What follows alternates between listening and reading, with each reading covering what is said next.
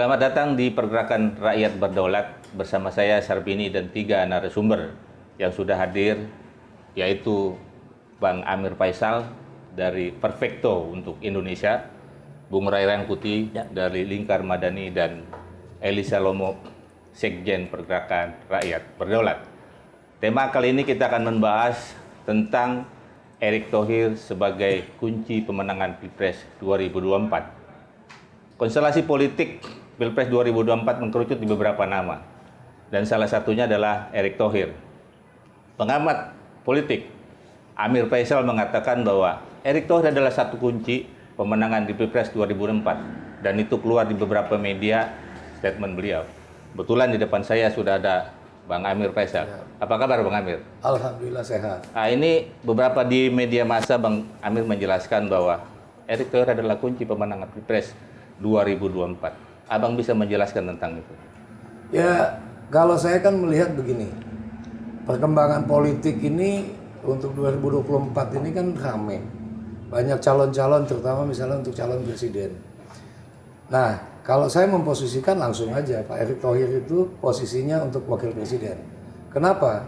Yang pertama, kita nggak bisa menafikan bahwa calon presiden itu umumnya masih yang terkuat pasti dari Pulau Jawa. Sehingga dalam posisi ini, Erick Thohir itu mewakili luar Jawa. Itu yang pertama. Yang kedua, saya melihat bahwa satu lah yang kita nggak bisa lupakan bahwa Erick Thohir itu sebagai pengusaha yang sukses.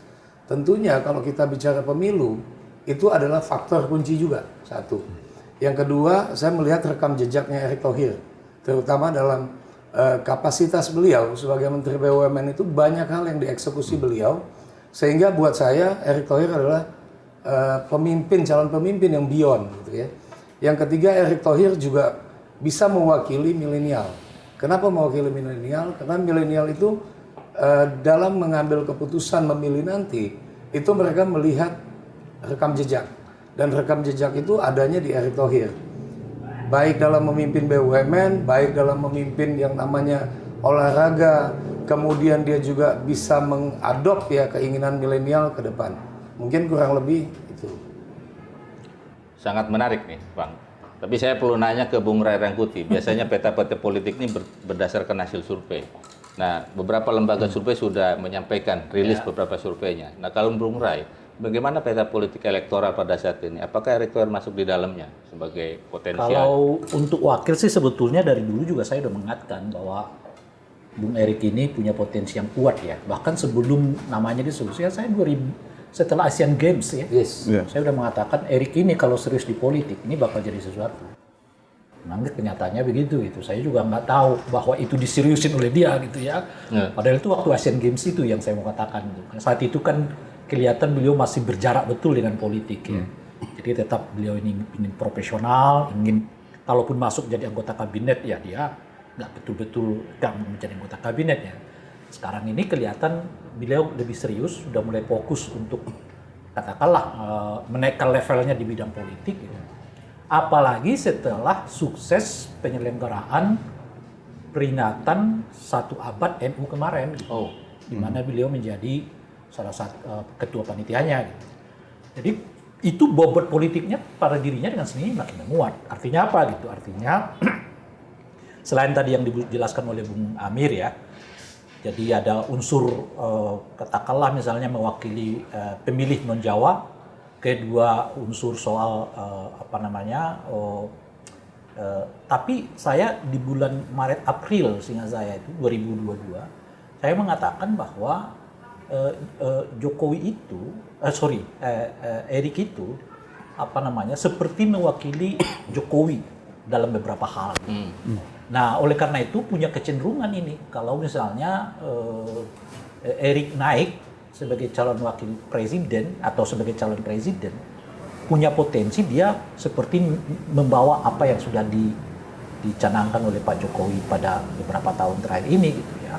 Nah ditambah tentu yang terakhir ini saya kira sekalipun secara formal mungkin NU tidak akan menyatakan dukungan mereka, tapi bahwa Erick menjadi ketua harlah 1 abad NU itu nggak bisa dinafikan secara politik. Nah, jadi artinya apa gitu? Artinya bobot politik Eriknya kelihatan makin menguat, ya selain faktor finansial, faktor popularitas, elektabilitas, tapi bobot politiknya juga akan makin menguat setelah yang bersangkutan ya sukses menyelenggarakan satu abad harlah satu abad NU kemarin, harlah satu NU kemarin itu. Jadi kalau dilihat dari survei sih memang belum puncak ya. Artinya saya kira dia di level kelima, keempat sekarang ini untuk calon wakil presiden. Tetapi itu kan kalau kita baca 4 atau 5 kan setidaknya 2 ini diambil orang. Naiklah ke dia ke nomor 3 atau 4 gitu. Artinya kalau 2 di atas ini pergi, ya dia puncaknya gitu. Dan masih ada waktu setengah ke depan, 1 tahun ke depan, bahkan bisa melampaui 2 nama atau 3 nama atau 4 nama yang di atas yang bersangkutan gitu. Artinya potensinya mesti naik ya. Ada progres gitu. Dibandingkan misalnya calon wakil presiden yang lain yang memang sudah populer dari awal, orang tahu bahwa yang bersangkutan masuk di dunia politik dan seterusnya itu, ya kan? Nah sekarang kalau kita lihat dari progres, ya Erik adalah salah satu calon wakil presiden yang lumayan progresnya cepat dari 10 gitu ya, tapi dalam jangka setahun ini sudah naik di angka sekitar setengahnya dilampaui dan seterusnya itu gitu. Nah oleh karena itu kalau tadi Bung Amir mengatakan Erik ini semacam penentu untuk calon wakil presiden, saya kira itu pernyataan yang tidak berlebihan ya gitu. Kenapa gitu? Ada salah satu juga kelebihan Erik yang lain apa? Dia relatif bisa masuk ke semua kelompok. Ya kan? Misalnya kalau kita berbicara tentang katakanlah misalnya Mbak Puan, ya kita udah kebayang oleh kita itu segmennya ini gitu ya, kira-kira gitu ya. Kalau kita bicara siapa gitu, segmennya ini gitu. Tapi kalau kita bicara figurnya Erik, dia bisa masuk misalnya ke Islam politik, tidak ada masalah. Ke politik Islam tidak ada masalah. Ke kelompok kaum modernis tidak masalah. Ke kelompok Demokrat. Jadi relatif bisa diterima oleh semua pihak. Jadi kalau misalnya ada 3 calon presiden, Anda masukkan dia ke 3 calon presiden ini dengan sendirinya klop. Dan kalau disebut bahwa Erik itu memiliki kapasitas untuk mendongkrak suara, yaitu dia dimiliki oleh dia karena yang bersangkutan dapat menutup ya berbagai kelemahan-kelemahan dari elektabilitas calon-calon presiden yang saya lihat sekarang ini. Saya kira kalau kita bicara sekarang ini akan sulit orang mencapai sampai 50% calon presidennya ya. Jadi satu-satunya sumbangan bagi peningkatan elektabilitas calon presiden itu datang dari wakil presiden. Dan oleh karena itulah semua calon presiden, kalau kita asumsi sekarang ada 3 asumsi, kita buat 3 ini, hanya mungkin menaikkan bisa suaranya kalau ia mendapatkan wakil presiden yang tepat bagi dirinya gitu. Dan oleh karena itulah kalau disebut 2024 ini penentu capres itu adalah wakil, amat tepat untuk 2024 ini gitu ya. Oke. Bung Ali, saya mau nanya nih, di samping komentar Bang Amir Faisal dan Ray Rangkuti, ini banyak relawan-relawan sudah bermunculan. Dengan potensi yang ada tentunya ini mengkhawatirkan bagi sebagian pihak dan otomatis Erick Thohir menjadi sasaran empuk ya. Kritik konten-konten negatif yang berkaitan dengan personal maupun dengan kebijakannya. Bagaimana Bung Ali menanggapi hal tersebut? Ya, kalau tadi Bang Amir sama Bung Ray tadi sudah memaparkan, sebenarnya kalau kita objektif melihat posisinya Erick Thohir, sebenarnya tidak ada debat bahwa dia harus ada dalam kepemimpinan nasional. Itu tidak ada debat. Karena apa? Bukan semata-mata dia yang mau dan dia yang ingin, tapi kita butuh dia. Ada kebutuhan Republik ini terhadap sosok Erick Thohir untuk bisa menjawab banyak tantangan di Indonesia pasca 2024 sebenarnya. Tadi Bung Amir udah bicara soal beberapa kekosongan yang sangat signifikan bisa diisi oleh Erick Thohir. Begitu juga Bung Ray.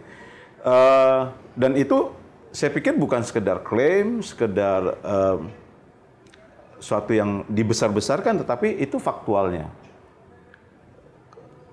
Kalau kita mengatakan pimpinan nasional yang dari luar Jawa yang hari ini punya kans untuk berpartisipasi dalam kepemimpinan nasional itu ada pada Erick Thohir. Begitu juga soal bagaimana anak muda melihat prestasi Erick Thohir dan sebagainya.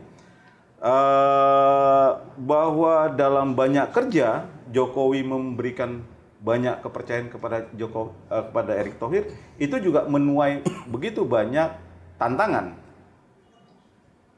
yang objektif akan melihat bagaimana selama penugasan-penugasan baik sebagai Menteri BUMN maupun penugasan-penugasan khusus lainnya, misalnya bagaimana Erick Thohir dimandatkan untuk mengurusin kemandirian dan kepastian kita soal energi dan pangan, dan itu juga terdeliver dengan baik, itu objektifnya.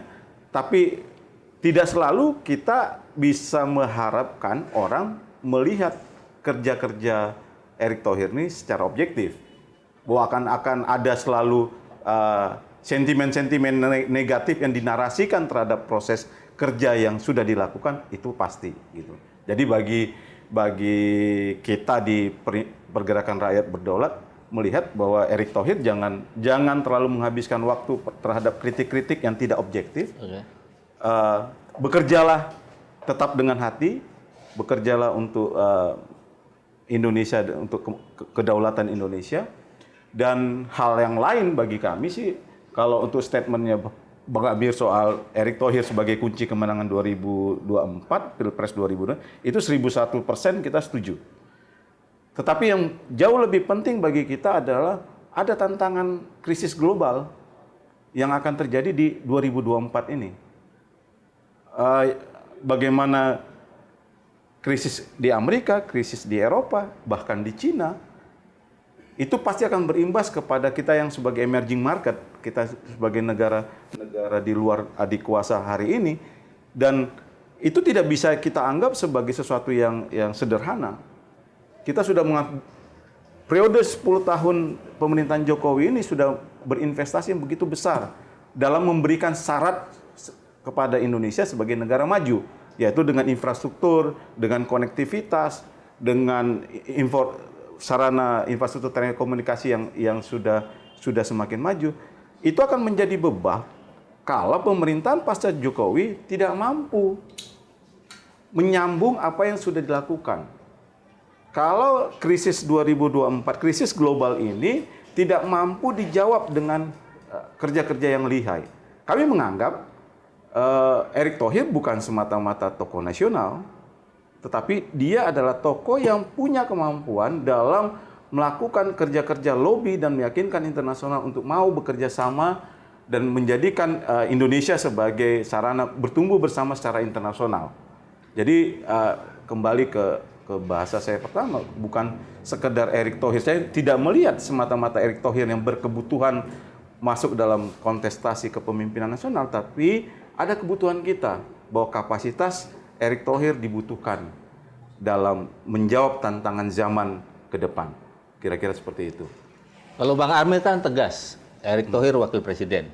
Bung Rai mengatakan bahwa Erick Thohir menjadi mungkin pendulang suara ya sebagai wakil presiden. Nah, berani nggak Bung Eli mengatakan bahwa wakil presiden kan harus ada pasangannya? Kira-kira cocoknya secara chemistry dan punya potensi ke depan untuk menang dengan siapa Pak Erick Thohir bersandingkan? Ya, pertanyaan yang nakal ya di tengah-tengah hari ini. Kalau orang partai kan nggak berani kan gitu loh. Belum ada pasangan yang fix. Tapi bagi kita, pertama syaratnya adalah yang kita butuhkan dalam kepemimpinan nasional pasca dalam 2024 itu adalah orang yang memang mengetahui apa yang dilakukan oleh Jokowi dalam 10 tahun ini.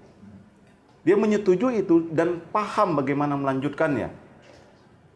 Karena kalau terlalu beresiko tinggi kita kalau mencoba orang yang tidak paham dan apalagi tidak bersetuju dengan apa yang dilakukan oleh Jokowi dan partai-partai yang bersama Jokowi dalam 10 tahun ini. Jadi bagi kami, karena ada 2 orang yang bersama Jokowi ini. Ya. Kalau dari 3 besar Pilpres yang beredar. Ya. Pertama, kita harus mendapatkan seseorang yang memang punya pemahaman politik sejalan, menempatkan rakyat sebagai sahabat, sehingga dia diterima oleh masyarakat, diterima oleh rakyat, dan menempatkan masyarakat dan rakyat ini sebagai subjek, bukan semata-mata objek dari pemerintahan. Kira-kira seperti itu. Dan pasangan ke depan memang harus pasangan yang memang lihai secara politik, menghargai demokrasi, dan paham, wakil presiden harus paham dalam bagaimana menjaga keberlangsungan ekonomi nasional. Bagi kami ya pilihannya dari tadi Bung Sarbini menyatakan ada dua, ya bagi kami Ganjar Pranowo dan ET menjadi pasangan yang pas. Karena dua pasangan yang Ganjar kita melihat dia punya kelihayan dalam berpolitik, dia punya pengalaman, dia punya banyak kebersamaan, ide soal memandang rakyat, dan bagi kita itu menjadi penting. Jadi secara politik kita harus kuat, secara ekonomi juga kita harus kuat di 2024 sehingga kita bisa mencapai goals kita di 2045. Gitu. Saya mau nimbrungin silakan. soal ini ya. Bung Rai. 2024 ini saya kira isunya cuma dua. Anda pelanjut kebijakan Pak Jokowi atau Anda yang melakukan koreksi ke kebijakan Pak Jokowi. Ya. Nah, kalau kita dua isu ini kita turunkan ke tiga nama yang digadang-gadang sebagai calon presiden itu, jelas ada duanya. Satu, diasumsikan adalah orang yang akan mengkoreksi berbagai kebijakan Pak Jokowi. Dalam hal ini ada Anies Baswedan yang sering disebut sebagai antitesa Pak Jokowi gitu ya. Meskipun diredam itu ya dinyatakan, tapi nggak bisa juga dipungkiri ya memang Anies tampil dengan wajah itu gitu loh. Ada dua tokoh yang lain dalam ini Ganjar dan Pak Prabowo yang diasumsikan juga penerus tanda kutip ya dari kebijakan-kebijakan Pak Jokowi. Nah artinya Erik nggak akan masuk ke Anies Baswedan. Kalau itu asumsinya itu jauh ya menurut Bu. Ya, karena kalau Erik ya diasumsikan adalah penerus tadi kebijakan Pak Jokowi, dia nggak mungkin bergabung dengan Anies Baswedan. Gitu. Tinggal sekarang adalah Pak Prabowo dengan Ganjar Pranowo. Nah, kalau kedua-duanya diasumsikan 11-12, artinya wajah dari Ganjar dan Pak Prabowo 11-12 dalam konteksnya dengan Pak Jokowi ya, bukan dengan akselerasi cara itu hal lain, tapi kalau konteksnya dengan Pak Jokowi. Nah, cara ngitungnya itu adalah dengan kalau dimasukkan ke salah satu di antara kedua ini soal sejauh apa mereka laku di pasar pemilu gitu.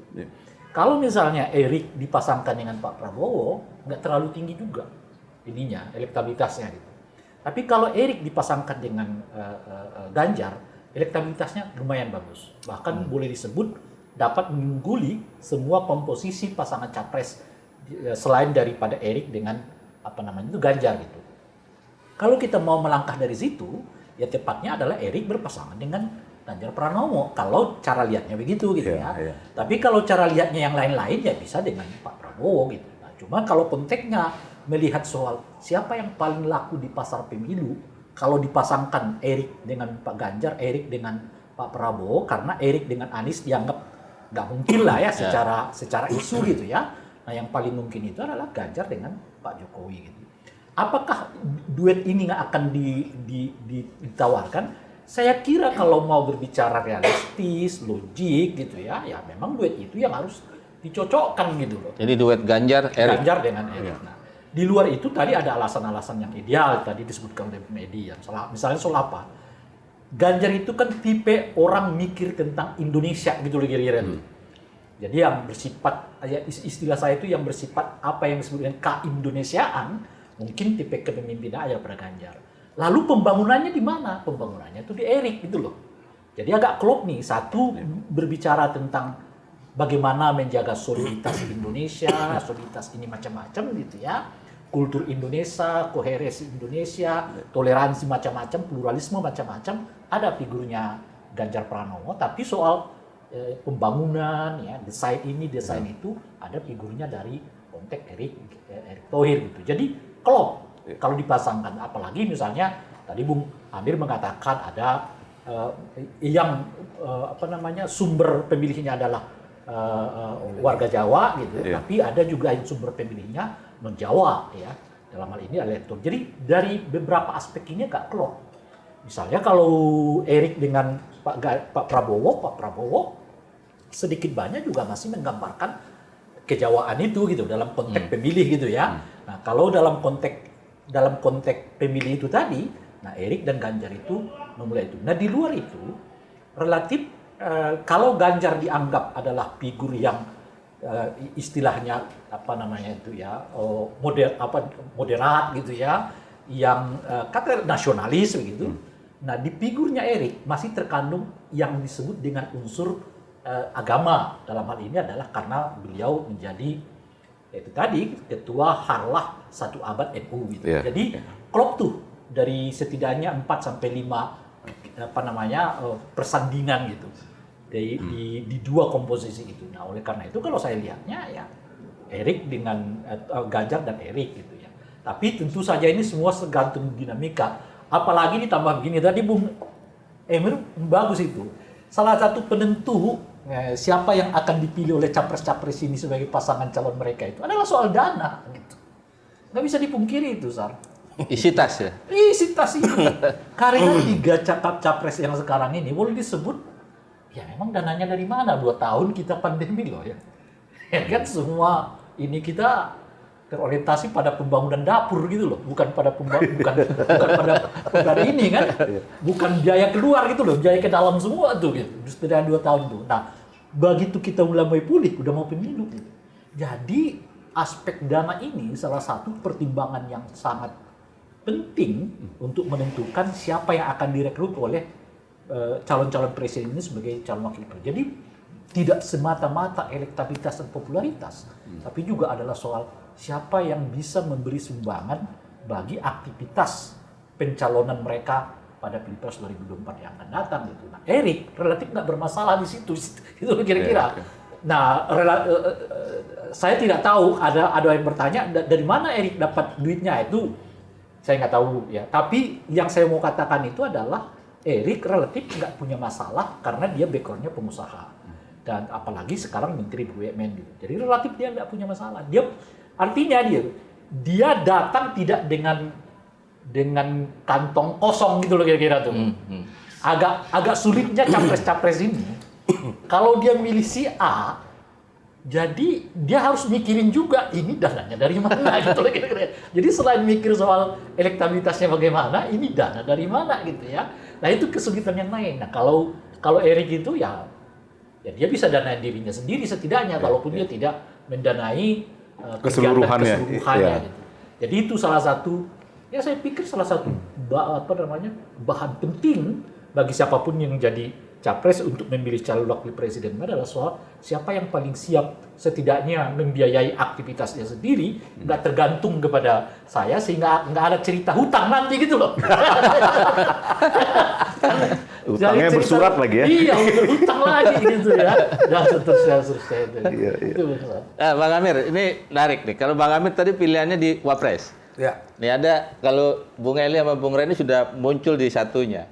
Nah, faktor determinan Erick Thohir sebagai kunci penentu ini kira-kira Bang Amir sepakat nomor 2 orang ini atau beda? Nggak, Karena masih ada satu lagi. Ya, kalau kita omongin sekarang ini kan masih panjang ya gitu ya. Dan lagi pula itu kan juga tergantung oligarki politik. Kayak orang partai A. Masih kita lihat oligarki politiknya akan kemana gitu ya. Tapi kalau saya melihat gini loh. Figur Erick Thohir ini kan sebetulnya menjalankan visi misinya Pak Jokowi. Terutama tadi kalau Bang Eli sampaikan, infrastruktur itu menjadi andalan ke depan. Nah, kita itu secara infrastruktur insya Allah udah siap lah gitu ya. Tapi kan kita juga perlu berpikir bahwa kita baru selesai nih dari pandemi. Ya kan? Tentunya kita perlu ada pemikiran yang out of box. Bahwa dengan pandemi yang sekian tahun ini tentunya pembangunan itu kan juga berubah gitu. Nah, siapa sih yang mampu kemudian untuk membaca peluang ini atau mengeksekusi? Kalau saya melihat bahwa Erick Thohir sampai hari ini mampu melakukan eksekusi terhadap sesuatu yang lama itu terhambat. Misalnya kalau kita ngomong nih ya, sebelum tadi saya jawab misalnya siapa sih, Pak Ganjar kah, Prabowo kah, atau Anies sekalipun gitu ya. Saya melihat bahwa kita bicara misalnya kayak dalam konteks di BUMN. Keinginan untuk menyatukan Pelindo sajalah, pelabuhan itu yang 1, 2, 3, 4 itu dalam kurun waktu 2 tahun bisa dieksekusi. Dan itu berjalan dengan baik, sehingga terjadi lawan Pelindo. Dan banyak hal lagi yang kemudian BUMN itu di cluster. Yang tentunya kenapa ini dilakukan, supaya nggak terlalu banyak itu rentang yang harus dijalanin gitu untuk sesuatu. Nah balik lagi ke politik. Betul gitu loh, yang namanya Erick Thohir ini belum terlalu lama sebetulnya. Setuju tadi Bung Rey sampaikan bahwa Bung Rey sudah pernah menyampaikan habis Asian Games itu kalau ini dikelola dengan baik tentunya ini akan jadi potensi pemimpin ke depan. Dan alhamdulillahnya betul kejadian. Kalau saya sebagai masyarakat itu kepingin punya figur pemimpin yang satu muda, yang kedua bahwa dia selesai dengan dirinya, yang ketiga bahwa dia mampu melakukan eksekusi dan dia bisa mengadaptasi apa yang terjadi nanti ke depan. Tentunya begitu kita bicara figur, siapa misalnya calon presiden ke depan itu, jangan-jangan muncul lagi nama yang lain kita belum tahu untuk calon presidennya. Karena ini masih panjang sekali persoalannya. Tapi kalau memang saya misalnya ditanya, saya sih lebih senang GPET gitu loh. Kenapa GPET? Yang pertama Pak Ganjar itu simbolnya Indonesia lah gitu ya. Bisa berkomunikasi dengan para pihak, kemudian bisa melakukan terobosan-terobosan, balik lagi tentunya dalam hal komunikasi. Kenapa? Rakyat kita ini masih butuh pemimpin yang komunikasinya tuh gampang, gamblang, sederhana, simple, nggak ngawang-ngawang. Gampang disentuh ya. Saya nggak menyebut calon yang lain, tapi itu ada pada Pak Ganjar. Nah, Pak Erick Thohir itu dibutuhkan sebagai apa? Sebagai eksekutornya. Karena beliau sudah melanjutkan saja. Misalnya ada banyak hal lagi yang mesti dilakukan ke depan, bukan hanya perbaikan BUMN. Tapi bagaimana misalnya kalau saya lihat survei yang paling tinggi itu diinginkan, yang pertama adalah masalah kesejahteraan. Itu kalau nggak salah saya berdasarkan survei saya lihat 44 sekian persen. Yang kedua masalah lapangan kerja. Nah, kita ini akan menghadapi bonus demografi ke depan. Tentunya perlu sesuatu yang unik, yang kemudian ini bisa menjerap banyak tenaga kerja, apalagi yang muda-muda ini ke depan nanti. Bahkan kalau nggak saya salah dengar, tadi barusan itu sempat ada statementnya Pak Erick Thohir untuk bagaimana caranya kredit ultramikro itu bisa dapat 0% bunga. Itu luar biasa, itu satu terobosan yang luar biasa buat saya. Nah mudah-mudahan kalau beliau yang nanti ada di dalam posisi event itu nomor 1 kah atau nomor 2 seperti yang tadi saya sampaikan, ini bisa direalisasikan. Nomor 1 sih sulit menurut saya sih. Ya karena itu masalah tadi faktor yang tadi. Nah kalau kita bicara ini Bung Rey, bicara pemilih itu kan 57% itu Jawa, sisanya non Jawa. Tentunya ini harus dikelola juga dengan baik kan. Nah kalau kita bicara lagi siapa presidennya, kalau masih disebut 3 nama tadi, memang yang paling cocok menurut saya sejauh ini ya dengan Pak Ganjar tadi. Simbolnya tuh nyampe, gampang. Dan kalau itu pun misalnya terjadi, insya Allah itu langsung go gitu. Kita nggak capek dan pasti pembangunannya akan berkesinambungan. Mudah-mudahan ya gitu maksudnya tidak terlalu nggak ada terlalu turbulence menjelang nanti pendaftaran nanti. Dan kalau saya istilah saya tuh PET itu dipasangkan dengan siapapun jadi. Karena apapun bahasa kayak kita simpel lah, apapun minumannya, ya Pak Erick tetap wakil presidennya. Mungkin itu loh, Bung. Oke. Ini menarik Apa, sebenarnya. Bung Ali Tama? Poin yang tadi disampaikan Bang Amir, siapapun nanti jadi presiden, wakil presiden itu nggak mungkin tidak punya waktu honeymoon, nggak punya waktu grace period untuk menata dirinya gitu loh. Dia harus langsung bisa inline dengan apa yang ada. Karena tantangan global hari ini nggak gampang gitu. Jadi kalau kita mencoba-coba sepasang yang pemimpin yang tidak inline dengan apa yang sudah dilakukan hari ini ya, maka kita akan banyak kehilangan waktu emas untuk bisa terbang lebih tinggi dari apa yang hari ini. Makanya pertanyaan saya gini Bung Eli, memangnya kita perlu pemimpin antitesa kan enggak? Ya. Karena yang dijalankan ini semuanya sudah oke, sudah on track, ya sebetulnya tinggal melanjutkan. Kita tuh kan selalu butuh gini ya, kalau menurut saya, kadang, pembangunan tuh harus sustain. Kalau kita mulai lagi dari nol, kita coba lagi, kita ngomong wacana, kita eksekusi, kapan bangsa ini bisa betul-betul maju gitu loh. Nah anak-anak muda di kita juga itu nanti sudah, saya rasa sudah pintar lah dalam memilih pemimpin. Kalau yang cuma masih ngawang-ngawang, ya sulit ya saya rasa. Yang kita butuhkan ini kan bukti ya, janji-janji itu udah nggak cocok. Pengalaman kita Bang, dalam banyak forum, selalu akan ada yang memang centil untuk menjadi antitesa. Tapi sebenarnya tidak tahu dia apa dia antitesa. Ya betul. Kita juga udah lihat ya. Iya. Jadi situasi seperti itu ya bukan hal baru lah. Yang kita pastikan kita bertaruh untuk 220 juta orang. 200-an juta orang. Jadi kita tidak bisa bertaruh dengan kecentilan dan sesuatu yang saya pikir bukan pada tempatnya untuk bercentil ria dalam situasi kepemimpinan nasional. kayak gitu. Bentar lagi mungkin kita tunggu November, mudah-mudahan apa yang menjadi gagasan. Maret. Maret atau November. Kita tunggu kelihatan. September. Oh iya. Maret itu udah mulai kelihatan. Jadi kalau kita September Oktober itu kan formalitas. Iya, Yes. pendaftaran. jangan habiskan energi kita untuk yang kita masih terka-terka. Ya. Jadi kita berhentikan di sini pembicaraan hari ini, obrolan kita hari ini, dan mungkin kita akan lanjutkan pada episode berikutnya yang lebih menarik. Makasih buat Bang Amir, Bung Ray Rangkuti, dan Bung Ali Salomo. Kita sudahi dulu pembicaraan kita hari ini, dan kita akan sambung pada episode yang lebih menarik lagi.